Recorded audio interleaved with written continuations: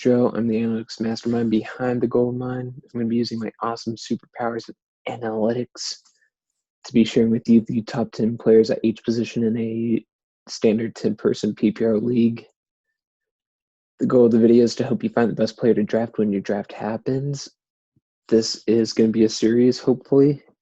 All you need to do is like and subscribe and pressure my head honcho Sam to give me more video time so you guys can see this awesome face. So let's get started with running backs. Number 1, we have Christian McCaffrey.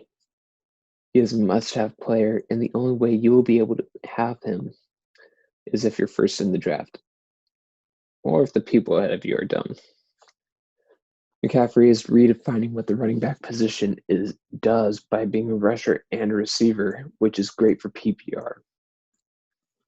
Number 2, we have Ezekiel Elliott. If you want consistent 20-point games, then Elliott is your man.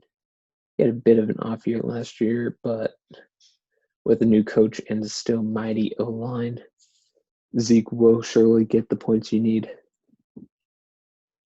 Number 3, we have Alvin Kamara. Kamara's coming off an up and down year. He didn't get the production he wanted and didn't succeed enough near the goal line as he did in 2018.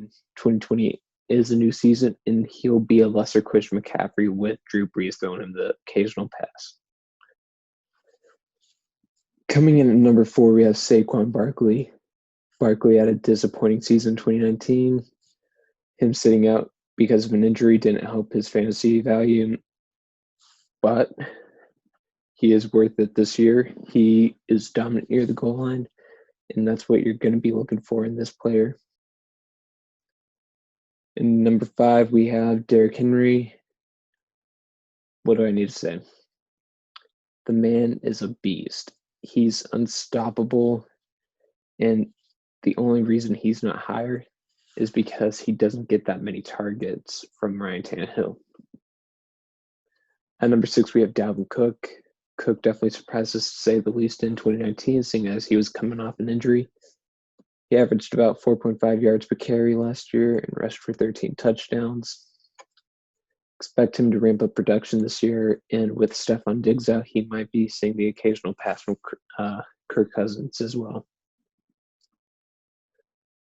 Coming in at number 7, we have Aaron Jones, another surprising performance. The man got 19 touchdowns in total and racked up the second most points in fantasy for any running back to make last season.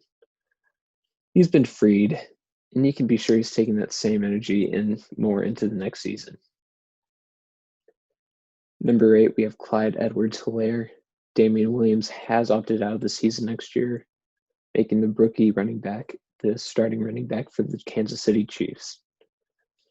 He is my wildcard pick for the position, but I think he's going to get enough touches to be able to put points up in fantasy, enough to make him a first or second round pick. Number 9, we have Kenyan Drake. I know what you're saying. He was in Miami for half the year. He wasn't that good. And yeah, he wasn't. But I want you to look at his last 8 weeks, which were with the Cardinals.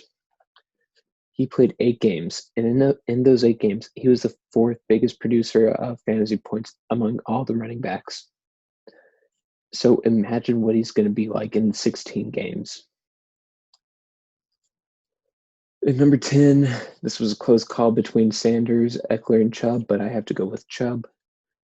Chubb is my second wildcard pick, only because Kareem Hunt lowered his production last year after he came back from suspension. And I'd hate to see him impact Chubb this year, but I think it's going to happen. Chubb was on pace for the most yards out of all the backs last year. He will be more valuable in non-PPR leagues, but he is still borderline RB10 in PPR. And that would do it for the running backs. If you learned something useful or enjoyed, then please leave a like and subscribe. If you have any critiques, then please comment on what you would change. I love to get into arguments. I love insight from you guys. So yeah, thanks for watching.